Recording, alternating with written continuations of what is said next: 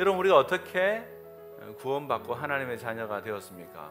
선한 삶을 살아서가 아니라 예수님을 믿음으로입니다. 그렇죠? 구원 얻은 우리가 항상 알고 기억해야 되는 것이 있는데요, 예수를 믿으면 예수를 믿는 즉시 영생을 얻고 하나님의 자녀로서 새롭게 태어나는 그런 은혜를 누리게 된다라는 것입니다. 여러분, 이것을 신학적으로 말하면 칭의, 의롭게 됨이라는 말로 표현할 수 있습니다. 그럼 여러분, 예수님 믿음으로 끝일까요? 아니요, 성경은 그렇게 말하고 있지 않습니다. 왜냐하면 우리가 예수를 믿음으로 영생이 주어져서 영적인 어린아이 상태로 태어났기 때문에 하나님이 우리를 부르시는 그날까지 이 땅에서 자라가야 한다고 성경은 계속적으로 설명하고 있는 것입니다.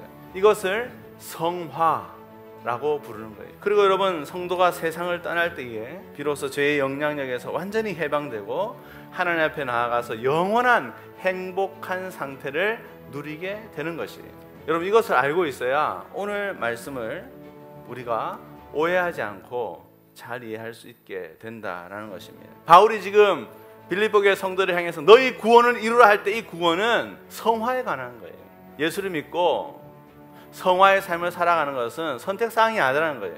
우리는 반드시 이 길로 걸어가야 한다라고 오늘 바울은 설명하고 있는 것입니다. 우리의 궁금증은 이겁니다. 어떻게 하면 우리가 이 땅에서 성화를 이루는 삶을 살 수 있을까요? 첫 번째는요, 하나님 말씀의 복종함을 통해서 거룩해져 간다는 것입니다. 저절로 믿음이 자라는 게 아니에요. 말씀의 복종함으로 믿음이 자라는 거예요. 믿음이 자란다는 말은요, 믿는 것과 아는 것이 하나 되어 간다는 거예요. 처음에는 믿음으로 선포하는데 그 말씀에 순종하면 순종할수록 그 말씀대로 이루시는 하나님을 경험하게 되어서 믿음과 아는 것이 하나 되어지는, 점점 그리스도를 닮아가는 삶이 된다라는 것입니다. 여러분, 어떻게 우리가 거룩한 삶을 살아가는, 구원을 이루는 삶을 살아갈 수 있는가? 원망하지 않는 태도를 통해서 구원을 이루어 간다는 것입니다. 여러분, 원망하지 않는 삶의 태도를 가지는 것은 쉬운 일이 아닙니다. 오늘 말씀을 듣고도 이제 삶의 예배가 시작될 때 나도 모르는 순간 우리는 원망합니다.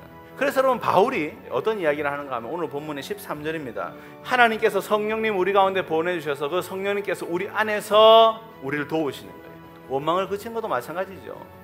저절로 되는 게 아니에요. 날마다 그 성령 하나님을 의지하며 하나님 나를 붙잡아 주십시오. 여러분, 그 일을 통해서 거룩을 향해서 나아갈 수 있다는 것입니다. 이번 한 주도 그 주님 앞에서 구원을 이루어가는 우리 모두가 되기를 소원합니다.